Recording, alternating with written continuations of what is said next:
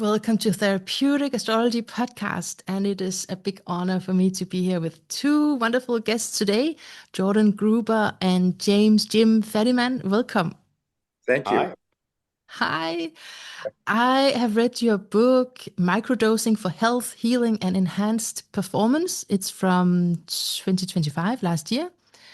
And yeah, I'll say it's such a foundational text, and it's a really also valuable reference work on microdosing when you want to know more about it. So it can be used in several ways, right? To look something up and also just to have that groundwork of what is it, because people will use that word in different ways. Actually, I quite want to begin where, because in the very beginning, someone calls it a paradigm changing book. Paradigm changing book, that's a big word. And in your book, you say that in a world with too much pain and dysfunction and too few resources, microdosing offers a proven tool to diminish and alleviate suffering from many physical and mental conditions. And it's generally less expensive and much safer than pharmaceutical drugs or high dose psychedelics. So I really want to begin there with how is it that the world right now needs it and that it's better than what we use for remedies? Well, I think the question of does the world need something to improve mental health doesn't need much discussion. Yeah. Uh, we all know from all the international reports, as well as particularly we know the United States, that the level of not feeling good about the future has never been, um, there's never been so much general pessimism. Mm. And that leads to depression, and that leads to a lot of other conditions.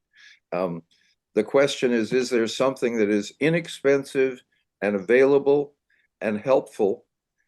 The answer is yes. And we found from the thousands of reports that we've read, microdosing has been used for maybe 9,000 years. So we know it's moderately safe, and we've just found that it can be used instead of a great many medications more successfully and certainly much easier. Albert Hoffman called LSD his problem child, and it was Albert Hoffman's idea to take very small doses. He liked to walk in the woods, and he told that to some people, and that got to Jim's attention. And then 15 or 16 years ago, Jim started 17, whatever it was, really turning his 45 years in the psychedelic field to this question, developing. So, in a way, it's maybe there is a historical moment, and maybe Hoffman wasn't intending that when he mentioned that people that this would end up happening, but it feels appropriate. Yeah. And can you say something about how it's a different paradigm? Because it's so Oh, natural to you. I get the sense that for you it's so natural, right? But for there's others it's like strange.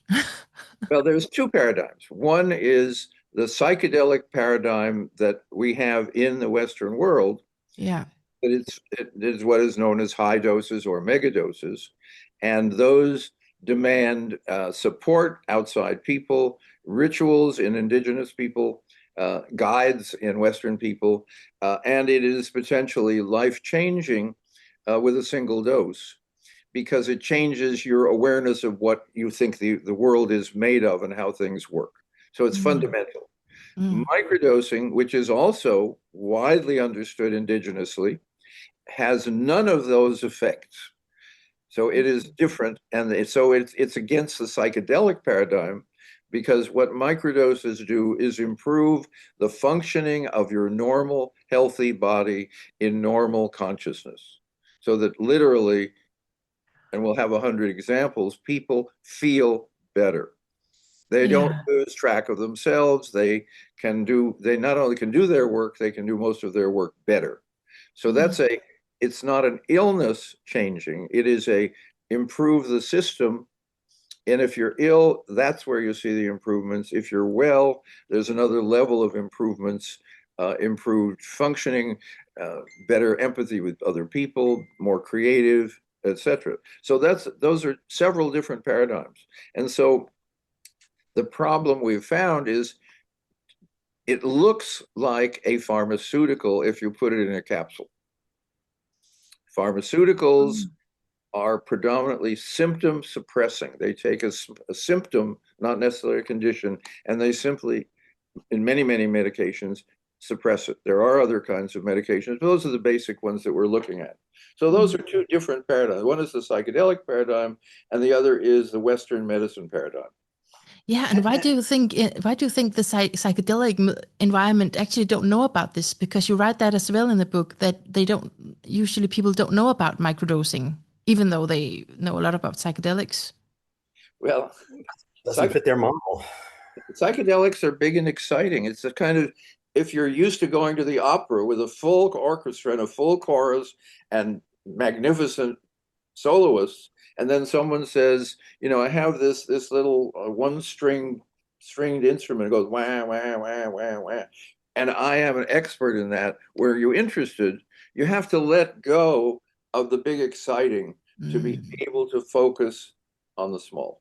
So let me go back to your paradigm question just a little bit. Yes, please. I'm going to restrain myself from a history of the use of the word paradigm, which Thomas Kuhn in The Structure of Scientific Revolutions made really popular. So in one way, there are small paradigms of microdosing contradicts, like we believe that less is more or less is often enough. That in and of itself is hard for science to grok. But on the bigger scale, the idea that there could be naturally occurring or derived from naturally occurring substances that can heal so many things that human beings may have co-evolved with, if you believe in the stoned ape hypothesis, and that it's literally medicine that, psilocybin in particular lately, I've come to feel actually can access master blueprints of healing. It's doing so many things on the physical as well as the emotional level. So, the bigger paradigm question is like, how does consciousness fit in with the evolution of, let's say, mushrooms and these other things? And are they somehow coming to us at this time because we need them, which is where I think you were going in the beginning? Yes, that's one option. I don't know. I'm asking the question, but oh, that's a good theory. They're coming right now because we need them right now, because consciousness demands it. The paradigm there would be the possibility that there is more than humans and human knowledge, and that there's other types of healing and assistance that the universe itself is able to provide us. That's the really big mind shift. If we can make that, the rest becomes a lot easier. Yes. Wow. Yeah. And so you say that it's a viable alternative for a generation turning away from alcohol. Instead of alcohol, the psilocybin infused chocolate offered to guests encourage them to enjoy the event. I can't say all of this. So I'm in a heat wave. I'm gonna use that as an excuse for my English right now. I'm in a complete heat wave here in Denmark, so that's why you'll see me. It's almost 100 there, Jim. Okay, say that. It's almost 100 degrees there. Oh, right. That's right. Right. Well, that's among the things that we need some help with. I need some help with that. That Europe is boiling at the moment, and we regret it, and we caused it. And you caused it. Okay, great. But no, I actually have a question around this with alcohol, because I sent you the questions, and so I don't know if you saw it, but I just want to ask you if you could use alcohol instead of mushrooms or whatever, because maybe people don't have access to what you can microdose of. There are two problems with alcohol. One is it's poison. That's a problem. And we now know basically that no alcohol is beneficial, and it's the most popular drug on the planet because it allows people to relax a little and be a little more social. Yeah. It doesn't heal anything. No one says, oh, you have arthritis, aquavit is obviously what you should be using.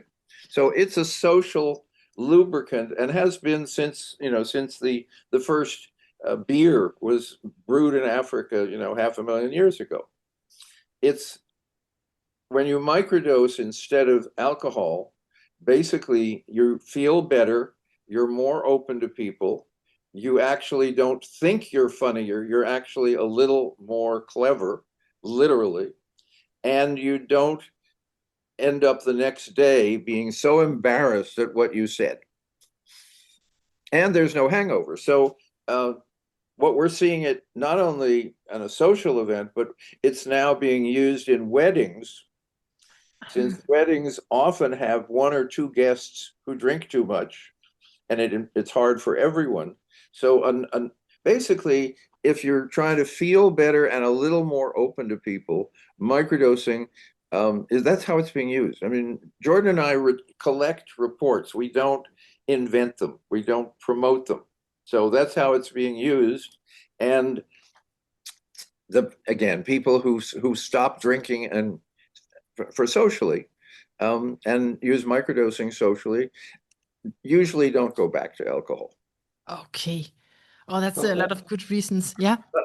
Yeah, let me answer it too. I mean, the reason microdosing does so much, both in terms of physical and mental health conditions and enhanced performance, people can run farther and do all sorts of things, and plus art is because it provides neuroplasticity benefits, or at least more neuroplasticity, which you can take advantage of. It provides an anti-inflammatory effect. We're now thinking it provides mitochondrial functional positive effects, and it brings you back to a sense of center. It has an automatic sort of homeostatic grounding thing. We talk about that in some of the health conditions where people say, I feel like myself again. So microdosing does all of those things. Alcohol doesn't do. I mean, if you have a very small amount of alcohol, it can relieve social anxiety. People have a good time. So that's, it's not that alcohol can't be positive, but in terms of the way we like to describe and differentiate microdosing from even from other substances, like for us, you can't really microdose MDMA. And, people talking about ibogaine, which is probably a yes, we'll see.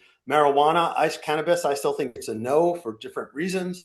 But ketamine, you can't really. So even within substances and drugs and compounds, just because you're taking a really small amount doesn't mean you're doing what we're calling microdosing. So most of what we're talking about goes back to the classic psychedelics, to psilocybin and LSD and DMT, and it's along those lines that we're talking.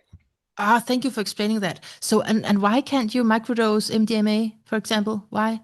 Well, you can, but it doesn't work like MDMA. Oh, MDMA is predominantly an amphetamine, and when you take a very small amount, you get a small amphetamine effect, period. So it's not bad, but it's not very useful. People generally don't enjoy microdosing MDMA. There's a lot of inherent heart problems if you're doing it over a period of time. In microdosing, you do a schedule or a protocol where you go for a few weeks, and it doesn't produce the same neuroplasticity advantages. It doesn't produce the same anti-inflammatory. So it's a very different substance, and it's just too dangerous, and it's not the same thing. So for us, it's a no-go. Okay. So no go to MDMA and no go to alcohol also, if you were to get that idea, because it's toxin. Yeah. Microdosing is very, very simple. Do you want to feel better? Yes. And function better? Yes. That's all it does. Mm. Okay. Now, function better when we're talking about serious physical and mental illness is a big and important thing. But as a young man said to me at a meeting some years ago, I only use microdosing when I have a coding problem. Okay. So he was saying, I understand it helps my mind work better. And that's my mind is what interests me the most. And I'm young and physically healthy, so I'm not noticing some of the other effects. But like the reason why I ask is also because of accessibility, right? How would you get these drugs? Well, we since you're in Denmark, I have to give you the bad news, and I'm now quoting from the microdosing store in Denmark. Sorry, in Holland. Unfortunately, Denmark is very strict when it comes to shipping psychedelics, so I stopped shipping to Scandinavia.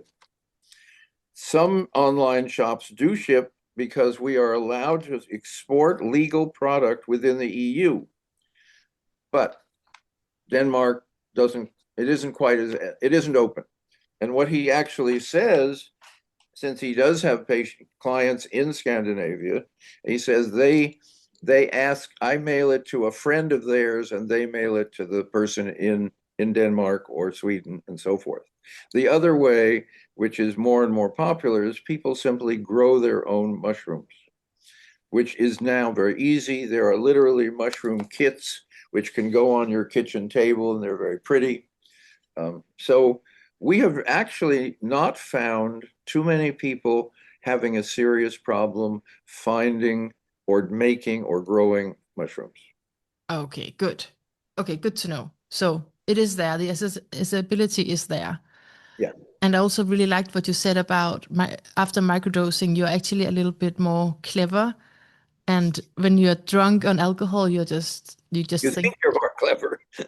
you just think you are. Okay, good.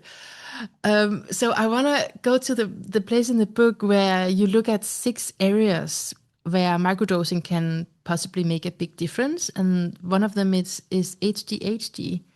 Right. Um, ADHD, which may or may not be a permanent condition. There mhm, was some remarkable studies of children, school children, are tested. Some of them get a test quote for ADHD. There's no actual physical measurement. They're given drugs. A few years later, same class is tested. Those children don't show symptoms. Other children do. And it turns out that ADHD is highly correlated with being bored in school. mhm. So that people who have had medication for 5, 6, 8, 10 years as children, suddenly they're out of school and they're doing something that fascinates them.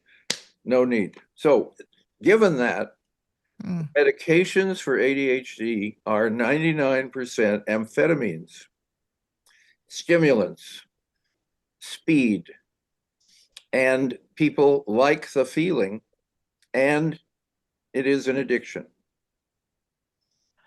And when you say that is a stimulant, Yeah, that's different from microdosing?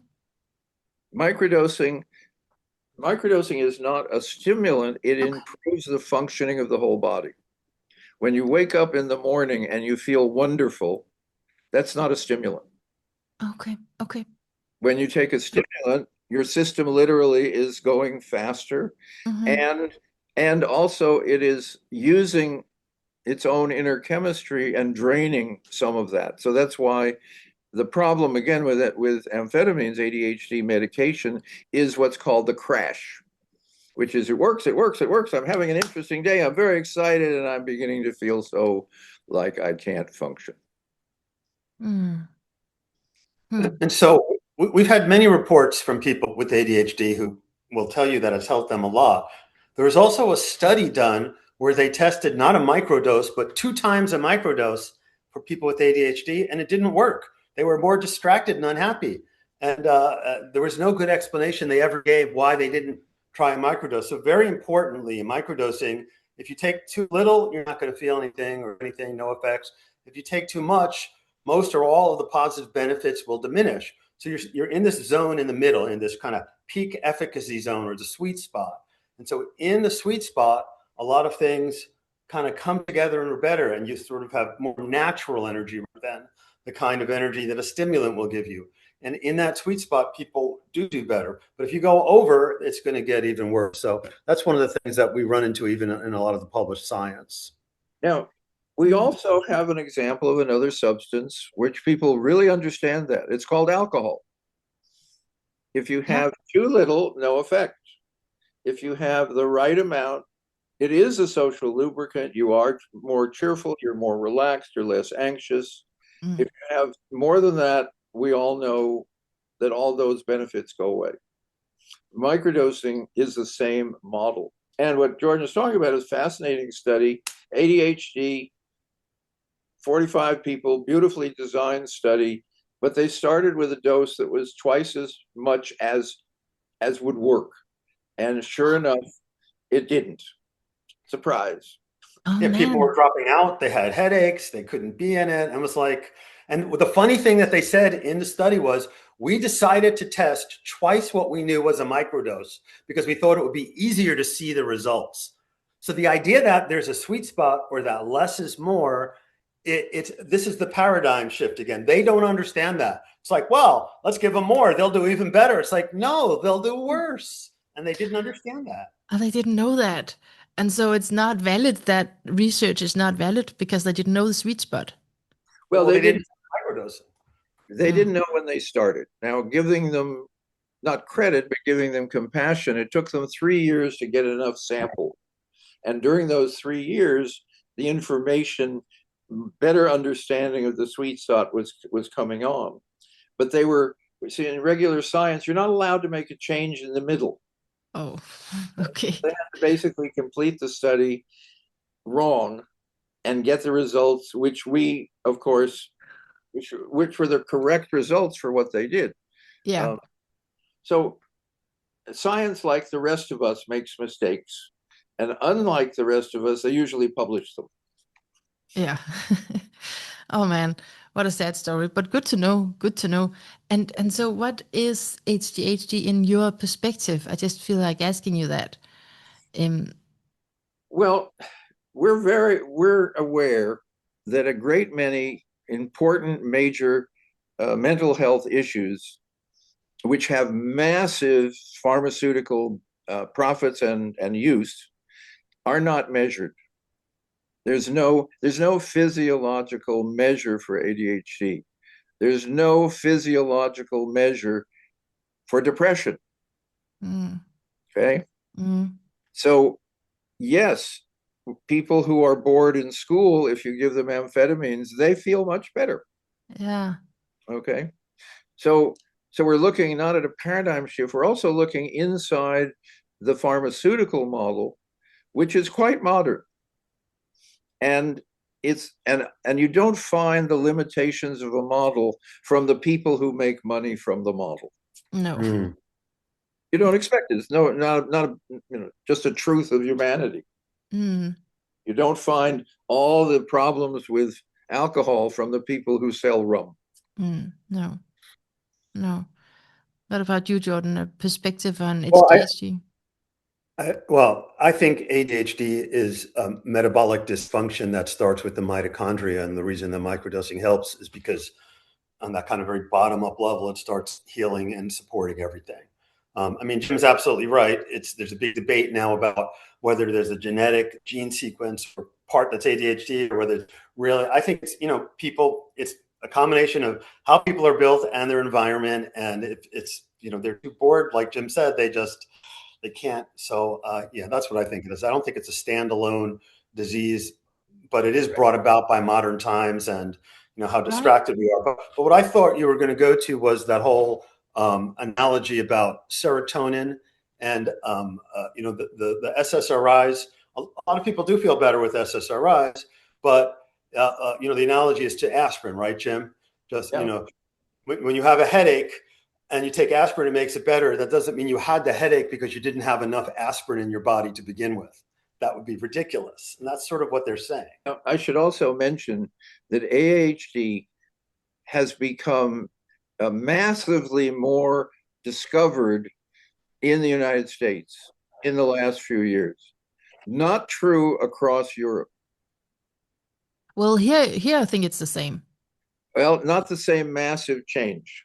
So, and I know some people who are ADHD defined, and I've asked them, would you like to try microdosing? And the answer is no, I really like my medicine. Yeah. Okay. Yeah. And we have ones which we've covered in the book of people who actually try the difference. And what they say is, gee, if I use microdosing, it's not as powerful as my medications. It's maybe 80% as good, but it has none of the negative side effects. No. And again, in the United States, these are very expensive medicines. So that's another difference. So we're aware that alternatives to conventional medications is always very difficult, both for the medication developer and seller, but also for the physicians who've been trained on it.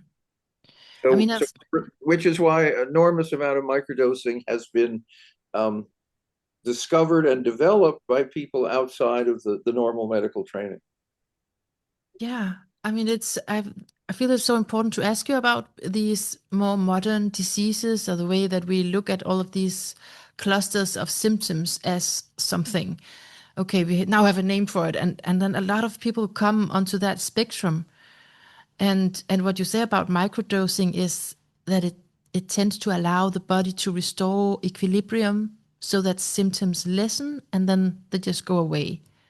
And without the side effects of the pharmaceutical. So a recent study came out comparing psilocybin to SSRIs for long-term depression, but it was an open label study. There was no double blinding in either, and they said it was about as effective. But one of those two has zero side effects. It doesn't have a suicide warning. It doesn't, mute emotionality and reduce sexuality.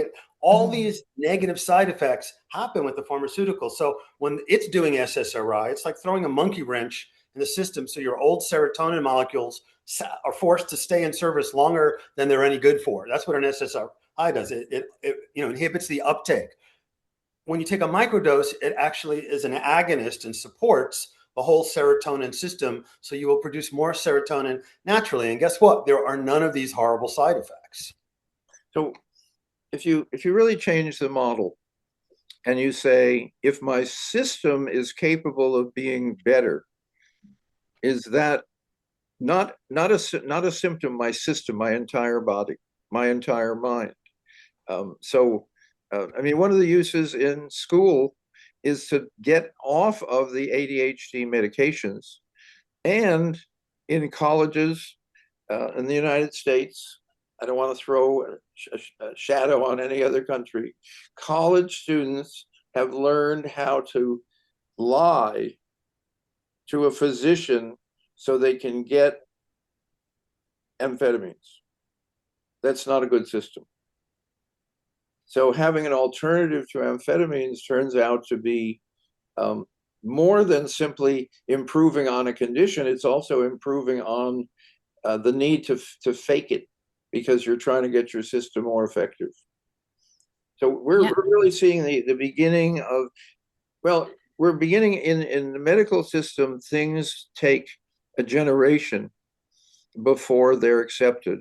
And these days, until people find a way to profit from microdosing, it will be less accepted than the less effective, vastly more expensive medications. And that's just that's why we're doing a program with you, because it's important that people understand they have a choice to improve their health more safely if they wish to.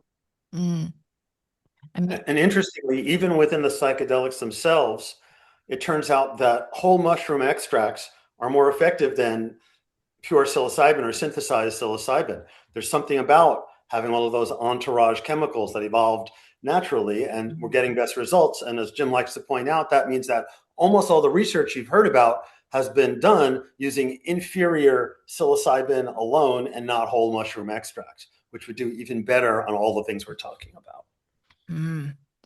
And why? I mean, you have a quote somewhere around popularity, that it's almost like a good sign that it's not popular. Yeah. Well, it's gone from 4 to around 10 million people in the United States alone microdosing psilocybin between 2023 and 2025. So it's getting popular. Oh yeah, it is. Okay. Yeah, it's getting popular, but that particular study from a very reputable company that does mainly U.S. contracts with the U.S. Defense Department suggests that if 10 million people in the United States have been using it, the chances are it has some value. Yeah. Okay. Yeah. Now, if you say, well, how many people are using SSRIs? And the answer is more than that. How many people on SSRIs are not happy with their medication? A huge percentage. Okay. SSRIs actually make bad things feel less bad. They also, unfortunately, make good things feel less good. So a great many people are saying, is there something I can do to get off of SSRIs? And one is microdosing.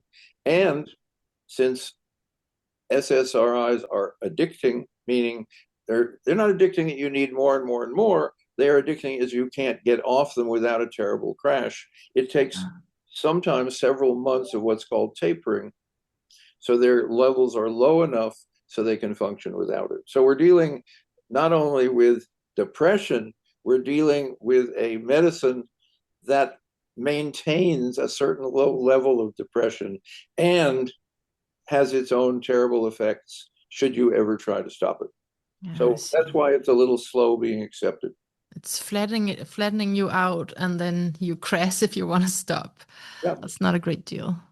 Yeah. And when people who are microdosing for depression, and then we've heard this sentence over and over and over, they don't say, I'm feeling better. They don't say, my depression is less. They say, I'm back. You say, what do you mean? You're back. I feel the way I did before I became depressed. That's very different than I don't feel as depressed as I used to as long as I'm taking my SSRIs. So when we're talking paradigm shift, there's a lot of little paradigms in there that that are being looked at. I'm beginning to see. Yeah. Jordan, I don't want to continue. I want you to hear you as well. I don't have anything to add right here. Okay. Otherwise, you just come No, in.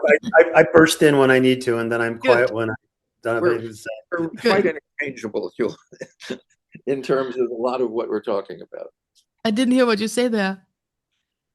I just said we're interchangeable. Yes, Jordan good. and I tend to be in very high agreement on what we.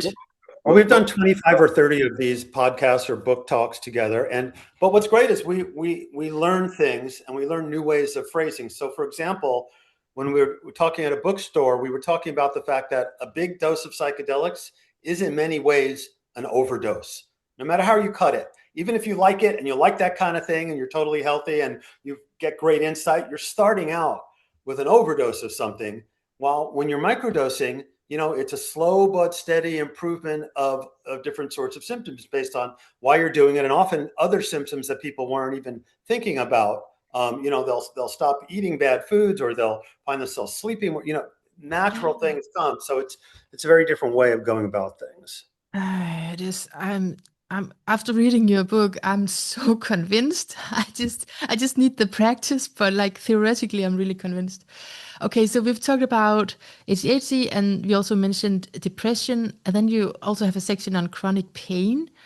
And I love this quote that you say, people shifted from being in pain to having pain. Well, what we find is two kinds of reports. Someone has chronic pain. Let's say they were in an automobile accident and they had all of the medical help and they had all of the rehabilitation that they were supposed to have. And they still have, say, chronic headaches, chronic back pain. And they microdose, and either they report that the pain is less, or they report that the pain is not as central. They move from I'm a pain person to I have an incredibly painful leg. Yeah. That's an inner shift, which is quite striking, because they basically say, if we measure my pain, it's the same level. But if we measure how much of it my consciousness it takes over, it's much, much less. And I think Jordan has a lot to say about it. I do have a lot to say about this, only because I had a spinal injury early March that I'm still recovering from.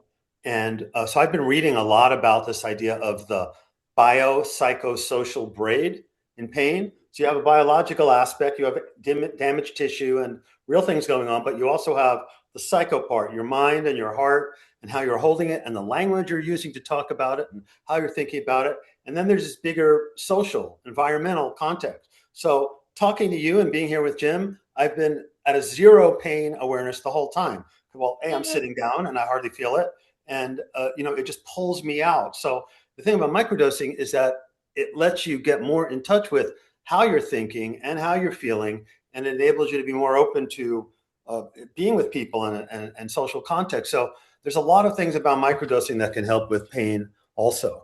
We also had a really interesting case. So we have a book site, a website called microdosingbook.com. One word, microdosingbook.com. And on that website, you can send us stories. So we have citizen scientists send us their real world evidence. We call it real world evidence, not just anecdotes, because the word anecdote makes it seem like it's not real. So this is how science starts.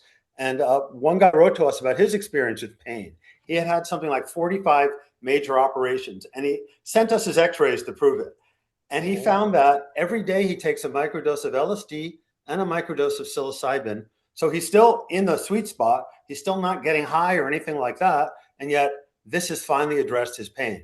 So we had never heard of that before. And we're learning all sorts of new things from people because there's a lot to discover and explore here. Yes. And keep it interesting. So this is how we get people interested in research. Okay. Now let me give you another pain one, because it's very hard to explain, and we're not trying to. We're just telling you what we know. Mm. When people have an amputation of an arm or a leg, they have about 60 to 80% of the time what's called phantom pain. That's this arm isn't here, but it hurts, or it itches, or it's sore, or it cramps. All of the things would happen to a real limb. And obviously, they can't do anything about it because it's not there. Okay? Mm-hmm. It's terrible.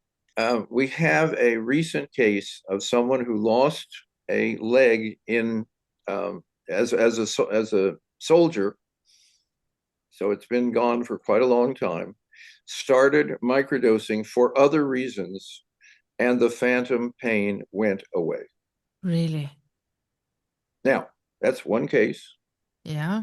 There's another, there are little tiny cases here and there. Mm. But we're now starting to pursue that question, because what that means is the pain, the leg is literally gone. There may be an energetic leg, but there's also a picture in the brain of a leg.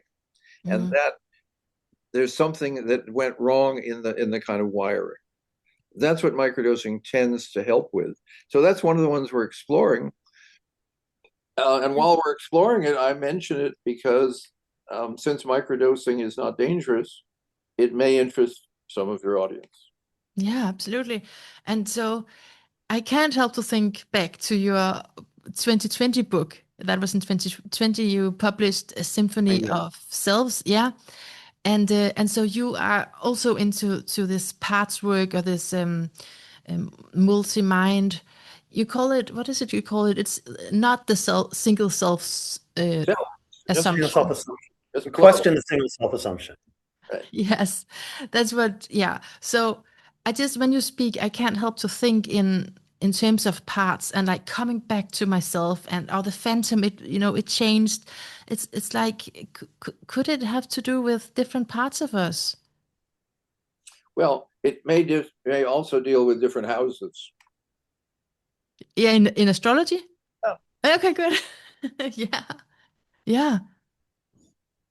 So, Jordan? Well, you obviously, like when people say they're feeling like they're like themselves again. So, one of the things we've heard a lot about is how the neuroplasticity from psychedelics tones down the default mode network.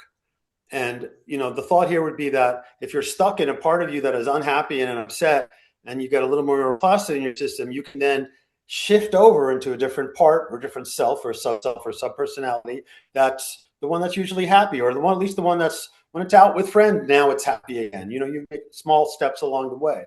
So, I think also that when you take whether a microdose or a macrodose, you're more aware of these different parts of who you are. And when you're aware of them, you have the opportunity to shift into a more positive and beneficial self for the moment, for what's about to go on. So if you're about to meet with someone and you're about to talk with something, you always fight with them about the same thing. You can just decide ahead of time, if you're aware of which part of you want to be in, just not to go to that part of you, and don't get to the part of you that's going to get upset, and things will go very differently. So microdosing opens up an awareness of selves, and is also very useful when counseling people, whether on microdoses or macrodoses. If you take a large dose and all of a sudden this part of you shows up that you've never seen before, your friend or your therapist has never seen before, And then you have to work through the whole idea that people have different selves before you can even address the self. That you don't want to do that. You want to just know that we're not always exactly the same person. And depending on which self you're in, things can go very differently. And microdosing gives you more leverage on which self you're in. Okay, so that's how you see it. Yeah. Well, let me make it very simple, because we have all been brought up to say there's only one self because you're one person in one body and they all answer to the name Jim. Okay. But very simple. Have you ever argued with yourself? The answer is yes. Yes. Who is the other person? Yeah, that's the thing. Okay. And then you suddenly are aware that there is internal dialogue. And from there, you can expand it out. We also, I'm just thinking of a different example. You come home, you've had a horrible day, somebody was mean to you and it was very unfair, and your foot hurts, and you open the door, this is in my home, and an 8-pound dog runs to you carrying a little toy and says, "You're home, you're home, you're home. Oh, you wonderful person. Can I lick your nose?" Okay. And what you notice is whether you don't hold on to how miserable you are. The part of you that is able to open up and say, "Hello, my little dog, I'm happy too." And that's the way we are. And once you get that's the way we are, that's why we wrote the book, so that people can more easily deal with the way they really are, not the way they have been told they are. We're very big on reality and on people's experiences. We're a little less comfortable with theory, and we're very uncomfortable with dogma.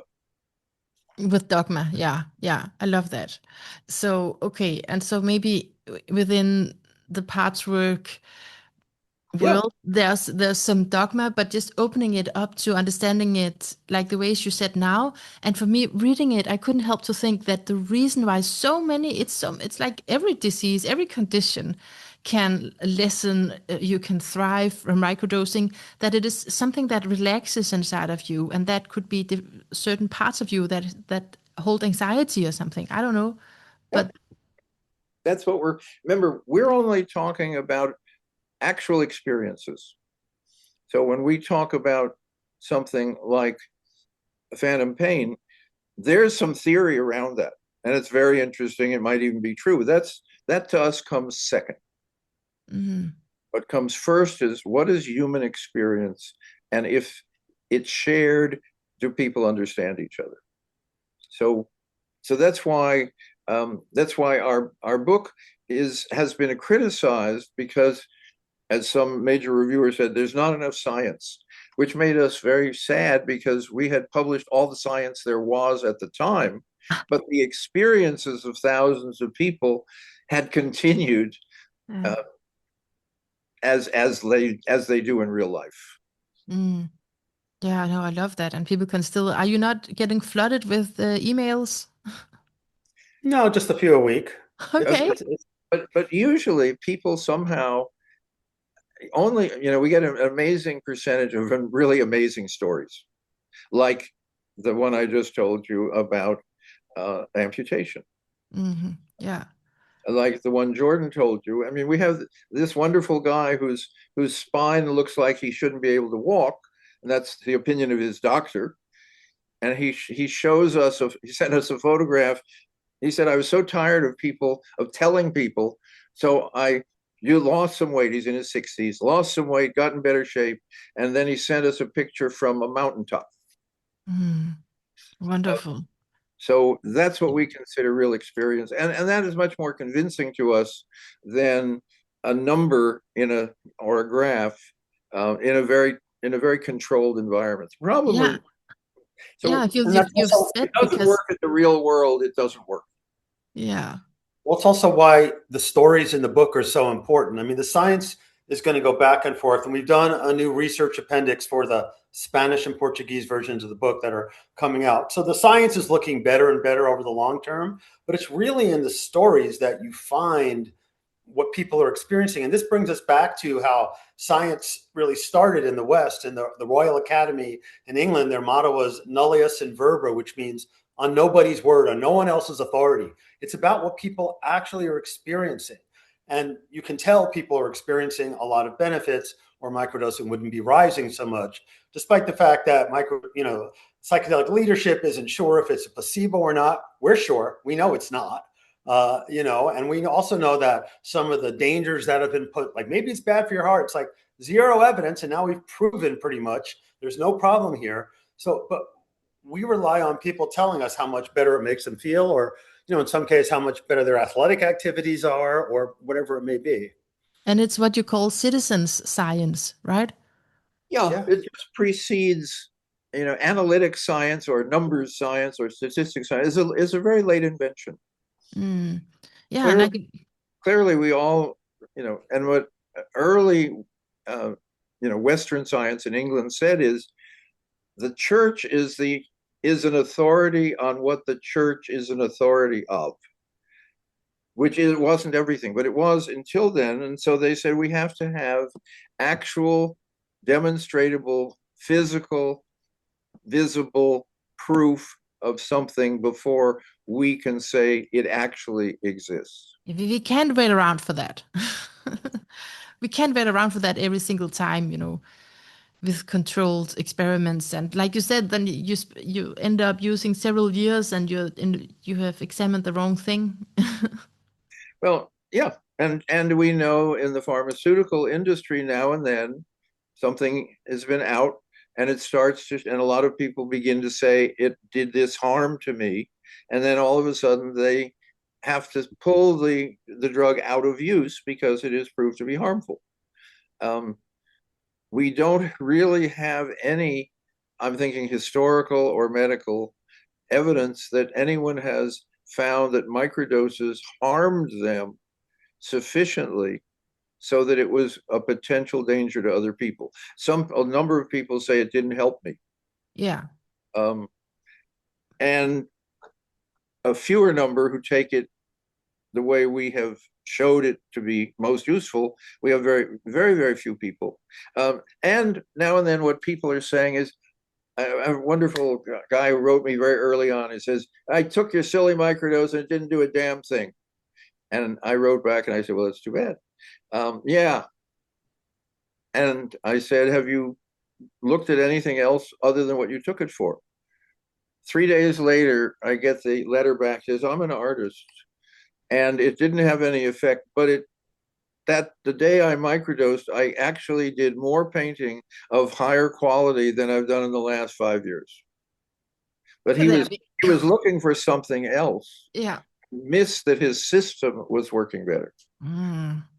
Because we're used to pharmaceuticals that kind of smack you. See, you guys, time is going fast. And so I have one last theme, and then I want to spend some time with your astrology, because absolutely you are such a great match. So the last question here, and of course you just add in whatever you will, right? But you talk about the afterglow, where one is still affected after. This is after a large dose of psychedelic. When you take a high dose of psychedelic and you are released from a whole lot of confusion inside yourself, there literally is an afterglow where you are more open, more effective, more happy, more healthy, and that will last 4 to 6 weeks. Now, when we were doing that research in the 1960s, we began to tell people during that period, don't change jobs, don't change wives, don't make major changes, because you're not going to stay at that high state.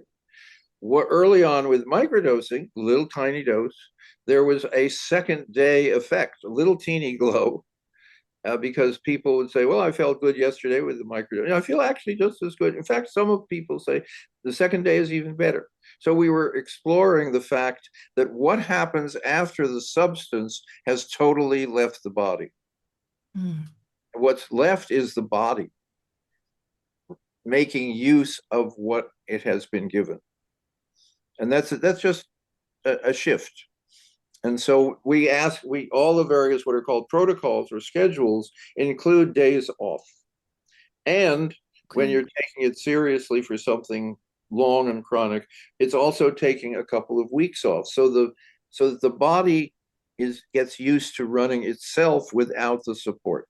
So no afterglow in There is a microdosing. little afterglow. A little. You know, it's also like the imagery of if you're doing a potting wheel and you kick the wheel and it spins and you work on it, you're not constantly kicking the wheel and spinning it. You're putting some energy in it, and then you're using it and working with what you have. So that's what we feel that people are doing. Although some of the recent science has now confirmed that there's a real effect on the same day, but it's not sure about the other days yet. So science hasn't caught up with this yet, the official science, but it'll get there. Okay. So what I'm hearing is like you plan for it. Is that how it is? Like you plan for whatever effect it has, where you take one day off? No, just imagine that the potting wheel is a really good example. When you kick it, it turns and it turns and it turns and it turns and it turns, and then you need to kick it again. So it isn't as soon as the physical substance leaves your body, it's when the effects that you're intending it for begin to fade. And what we find is for many, many conditions, after 6 weeks or 3 weeks, you don't need the microdose anymore. Here's a group. Quickly, 2 groups of depressed people. They were all friends of the person who suggested microdosing. And she wrote me and she said, hey, 4 to 6 weeks, some of my friends, everybody stopped. But some of my friends said they needed to go back on it because they were getting depressed again. Other people weren't going back on it because they weren't depressed anymore. What's the difference? And I thought, I have no idea, because they're your friends. So we talked about it. The people who went back on it had lives that were really very difficult. The people who stopped, their lives weren't difficult. So what we're seeing is some people have, obviously, there's not, the idea that one size fits all is kind of primitive and childlike. The idea that you take what's the correct amount for the correct condition for the correct amount of time, and that's why there's now a whole new occupation called facilitators or coaches to help people do the fine tuning of microdosing as well. That sounds really important. Really important. I mean, that's a great question. I mean, to reflect on, right? And I guess people ask you this all the time. Should you just keep on taking the microdosing, or can you stop at some point? Well, you do stop at some point, because if you're taking it for a purpose, if you're taking it to improve your sleep and your sleep improves, that's it. You can get off it. Okay. And so you, Jordan, you microdose because of your back, right?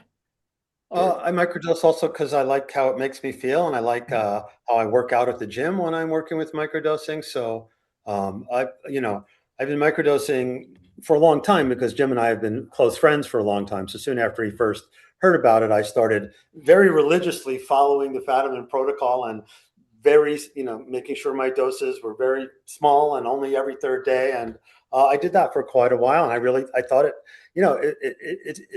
does make a big difference. Is there a reason to stop? Probably. Well, what the fact that people take it for a few weeks and take a week or 2 off never occurred to me. Never thought about it. But what independently around the world, as different groups worked, they each came up with that seemed to be a good idea. I have no idea where it came from, but it turns out the quote, me, who is the kind of sending out the information, didn't really know. And so I now tell people that's what everybody discovers, and it's up to you. Yeah. Sooner or later, your system wants to get back to ground zero and have nothing in it. And I think everybody gets there in different ways. Some of the people I have spoken to, some athletes who have said, well, I like it so much, and there's so little risk that, I don't stop. I'm every few days they're doing it, or every other day. And so there are people who are doing that, and we don't have any reports of harm to those people. But my feeling is that sooner or later you want to just relax and not have your system be on anything if you can. Which, of course, if you're on pharmaceuticals, you can't do that. Early in this back pain, they wanted to put me on an opioid. I stopped that. And then they had me on gabapentin, and I stopped that. And I didn't even try the Lyrica because I don't want to be on any pharmaceuticals if I can avoid it at all, because they always come with, a cost of side effects, always. Yeah. Oh man. Yeah. So you're really doing the hard research, Jordan, on yourself.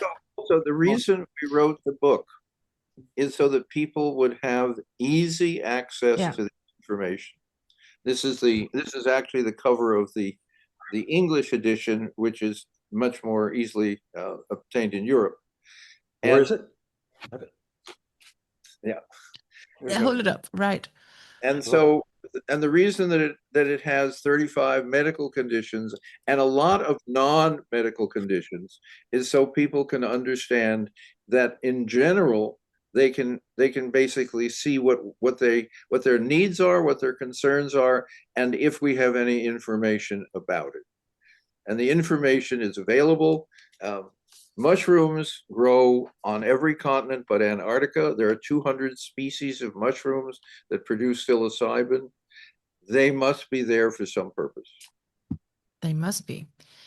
Okay, now we need to go to your astrology just for a little bit. So some astrology, it seems, Jim. Like you were mentioning the houses before, you got me all confused. Like, I have to think about that, how it relates to, but the premise of astrology is that we are all an embodiment of the time that we are born, right?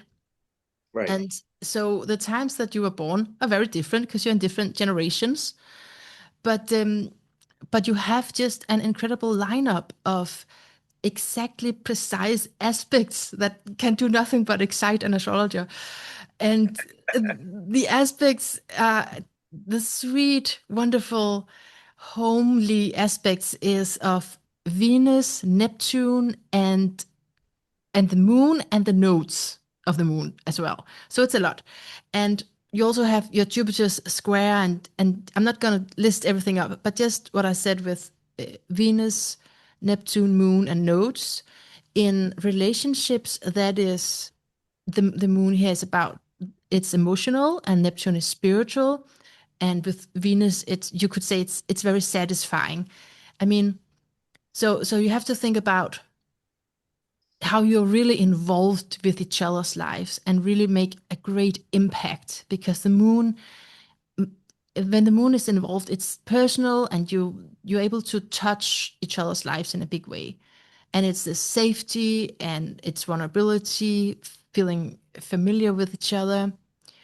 And of course, there's also other aspects that are more with tension, but that's a good thing, because otherwise you would be really bored and have nothing to say to each other, right? So, but you have several aspects that make me think that you should get married. Well, we're fairly near each other, and it's probably enough. Yeah, what's really nice is we became friends in 1990 after we met at a psychedelics conference, and I walked up to Jim and asked him if he would mentor me, and he said, well, who are you? And I told him I had this project with enlightenment.com, which is a domain name I reserved. And then, because we only live a mile and a half away, soon our families became friends. And so Jim's wife is very close to one of my household members, and living a mile and a half, we sometimes drive each other to appointments and are very much in each other's lives. And then we did a book review with each other 2008. And then we started working on the first book, Your Symphony of Selves, in 2015, when one of Jim's daughters said, Dad, you got to get that book on multiple personalities written. And they knew that I, was a writer and an editor, and that worked out. And then it was 2020. And, Jim has literally written the book on microdosing, but we had to then write the book on microdosing about the book that Jim had already kind of opened up to the world. So it's been a really great partnership. I mean, who knows how people get drawn together, but this has been a really good use of my talents, I feel. I feel it's destiny. I really hope you don't think I just say this to people. I'm always like, no, we're paying very close attention. Good, because this is where you get there's so many gifts when you have lineups to each other's notes, And so it is kind of destiny. You could also maybe call it karma, like you know each other from a past life. Well, Mm. I confess I don't remember Jordan from my past lives, but he looked different then, so it's not totally clear. Exactly. Maybe you can sense it somehow. I think we do. Yeah. And so, do you also feel like, I mean, the differences between you, do you feel that generationally? Because astrologically, there's actually two. I mean, so you are in Pluto in a Cancer, Jim, generation, because you're in the tail end of it, in the tail end, in 29th degree. And you are all the way up to, yeah, Pluto in Virgo generation. So skipping the Leo generation. So there's actually a room Huge there. Do you feel that there's a difference there? hard. It's a difficult. It's not the way I tend to think because Jordan and I, it's more like keys and locks. When they fit together, they work together. Yeah.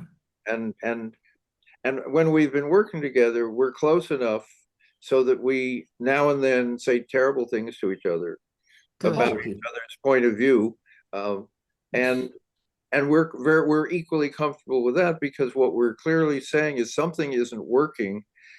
It's going to work. We just don't know quite how right now. Rather than okay, we're done. That never comes up. That never You know, even it comes up. the friendship is more important than the partnership. I mean, we're very much like part of each other's families. Yeah. And it's, I'm not, and I might have even had some father or uncle or older brother projection on stuff with Jim when we first met and I was 32 or 30. But at this point, it's the friendship above everything else that has provided the most value. And we've written we're proud of both of our books. We love both of our books. And, Me too. We can really be proud of that. That's such a gift to the rest of us as well. could you send us a chart showing the overlays between our nodes, the way you described them? Do you have that capability Yeah, easily? Because you're working in Vedic astrology, so it's a little bit different. no, it's No? not Vedic. It's evolutionary astrology. I don't know how I got that misinformation. Yeah, I mean, this is an exciting time with me with a moon and a sun in Aries. And what just didn't Pluto no, Neptune came out of retrograde and entered Aries, didn't it? It's something really big happened. Absolutely, absolutely. You're so right. You're so right. Yeah, I can try to send you an image, but sometimes people don't know exactly what it means. But maybe I can put some color on it. But yes, as an Aries and both Sun and Moon, it's such an exciting time for you. But it is actually as well for Jim because you are Gemini, and that's where we have Uranus now. So for both of you, these are really exciting times. It's like something new is going to happen no matter what. I mean, and Well, it's already happening because yeah, when you first wrote to us, I thought it didn't seem to make sense.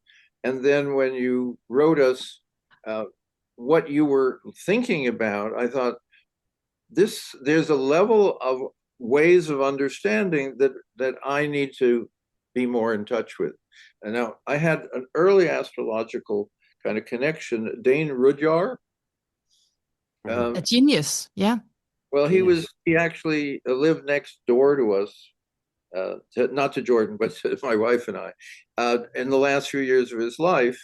And he happened to have a crush on my very young daughter, um, in a very avuncular, appropriate way. Oh, So we became involved with Rudyard and with that whole era of astrology quite a long time ago. So it's nice to be back. oh man, that's amazing. Oh, could you not write a book about those memories? Oh man. Oh, great. Two geniuses together there.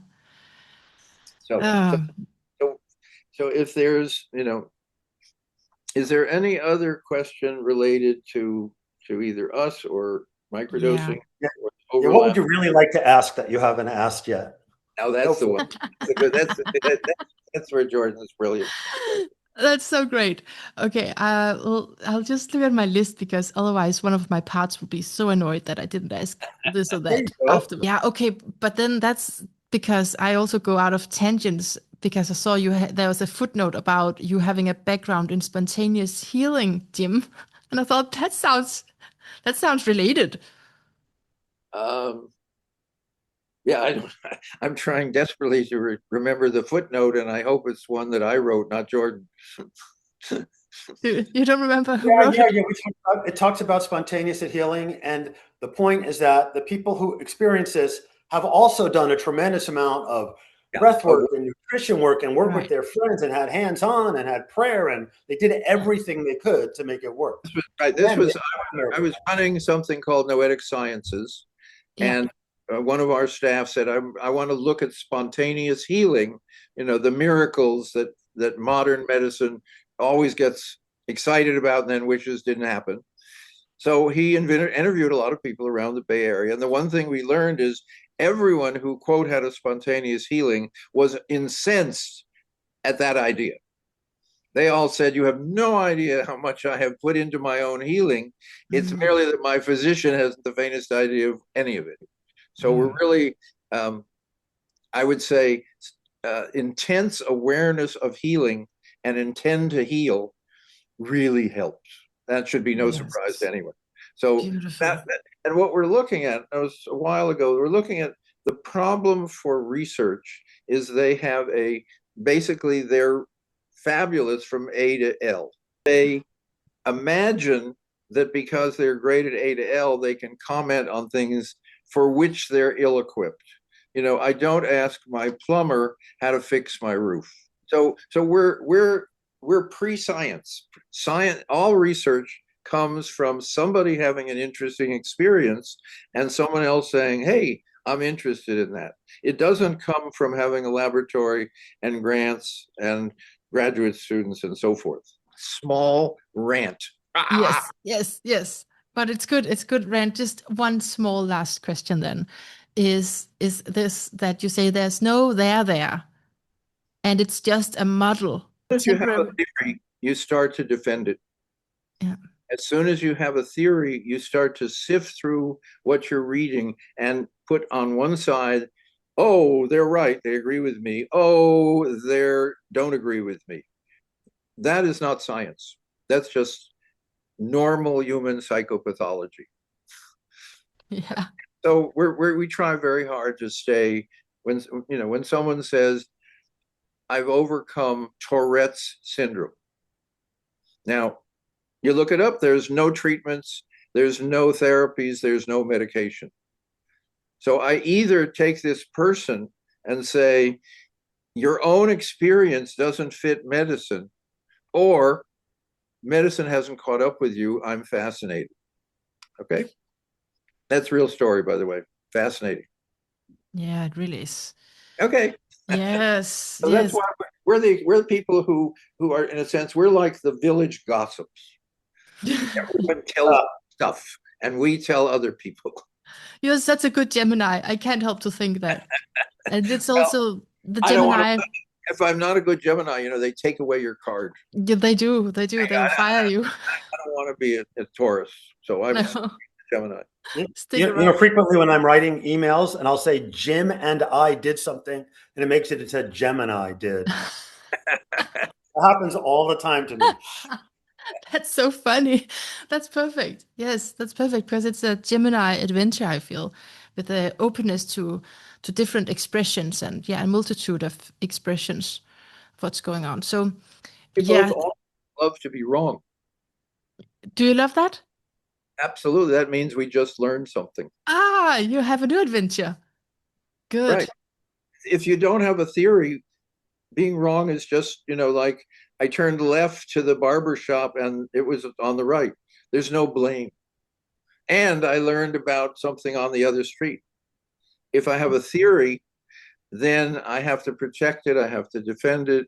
I have to, demean the people who have a different theory and so forth. So what do you call it? You just call it, what do you call it instead of a model?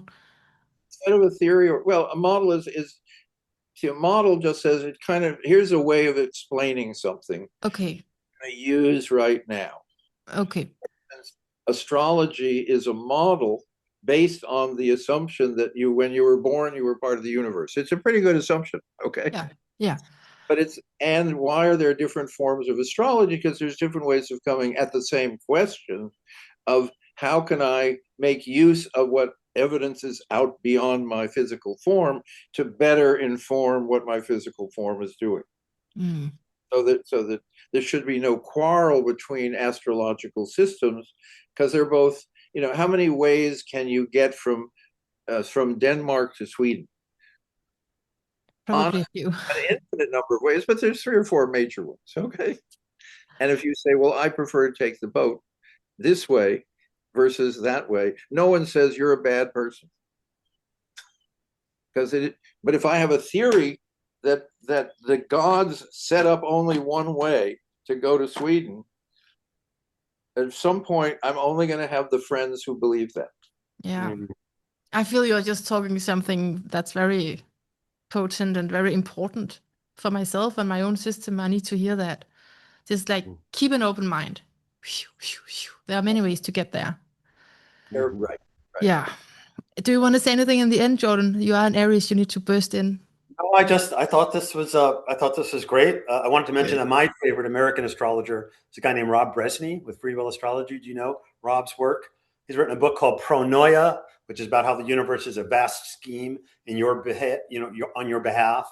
And his new book is called something like Astrology is Real. And he starts out by saying, an astrological chart is more like, a great poem than a scientific, chart and analysis will always work. It's more like, you're reading Emily Dickens and you've got a scientific theorem that can be proven. And so, and Rob has a very uplifting way of turning everything that happens to your advantage. He doesn't believe in any bad aspects or conjunctions or anything like that. So if you haven't heard of him, you might want to check him out.